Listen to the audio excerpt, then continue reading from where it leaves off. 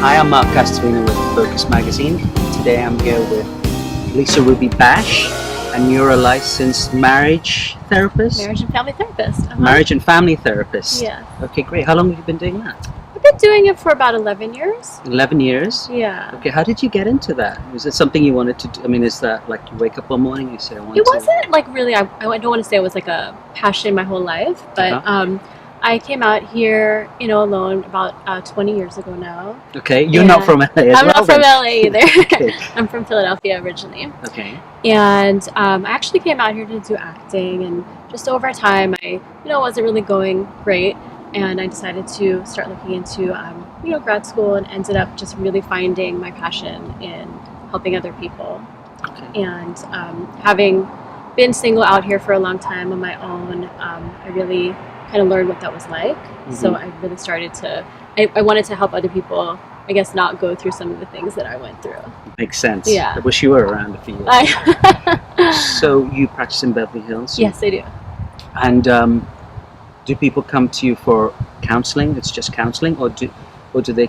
I mean, I know there's positive psychology too, right? Mm-hmm. So you can teach people who maybe who are already kind of happy to be happier. Yeah. So is there anything you specialize in? I actually love positive psychology, and that is one of the ways that I practice. Mm-hmm.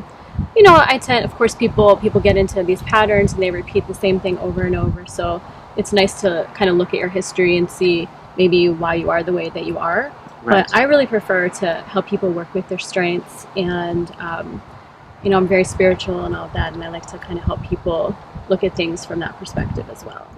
And we're doing a dating issue, so what advice do you have for people who are, say, looking, they just started to look for a new relationship? Any advice? Well, I think typically, LA is maybe not the easiest city in the entire world, right, for people that are single. But I actually used to run a singles empowerment group for a while, so I've come across a lot of the issues that people face, and I know, the stuff that's really going on out there. I think, obviously, the most important thing is to love yourself and to try and work on the relationship with yourself as much as you can every day. Stay focused on things like your friends and your family, your support group, and hobbies and things that make you happy.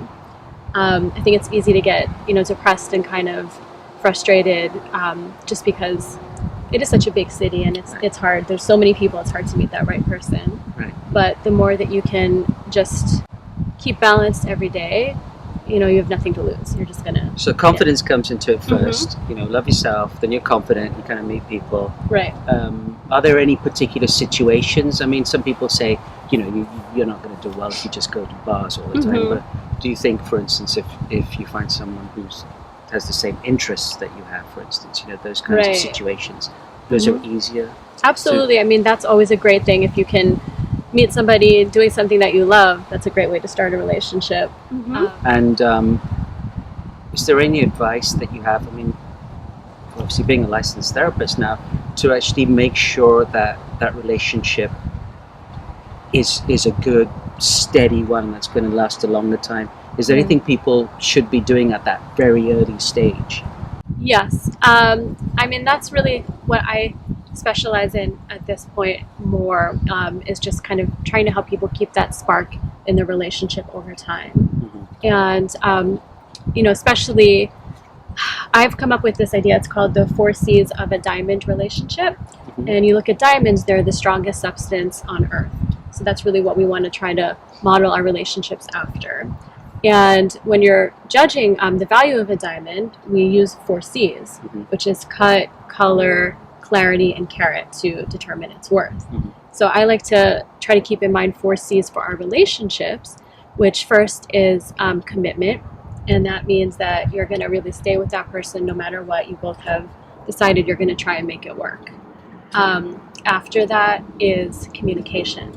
And this is probably the most important aspect of a relationship, is just really learning how to communicate with your partner and make them feel heard and understood. And it's hard. We all tend to speak sometimes without really thinking, but you can't really take those words back.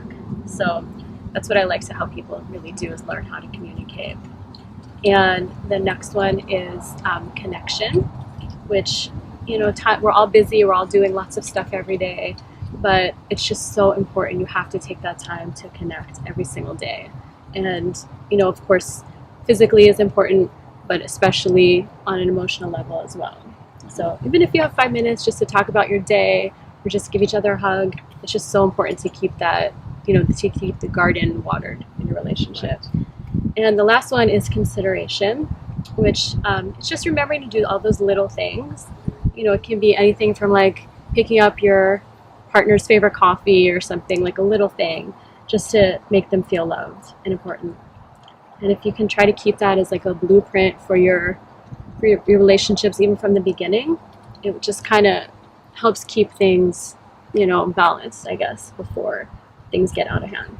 That's great. The 4 C's. Thank you, Okay, yeah. I remember that. So I know that you've been consulted. The media consult you a lot, right? Didn't they ask your opinion on Sandra Bullock's relationship? Yeah. And so how does that come about? I mean, you just suddenly get a call one day and say, "Can you just tell us?" Yeah, kind of. It started with Tiger Woods when that Oh, whole okay. Tell us about scandal that. broke.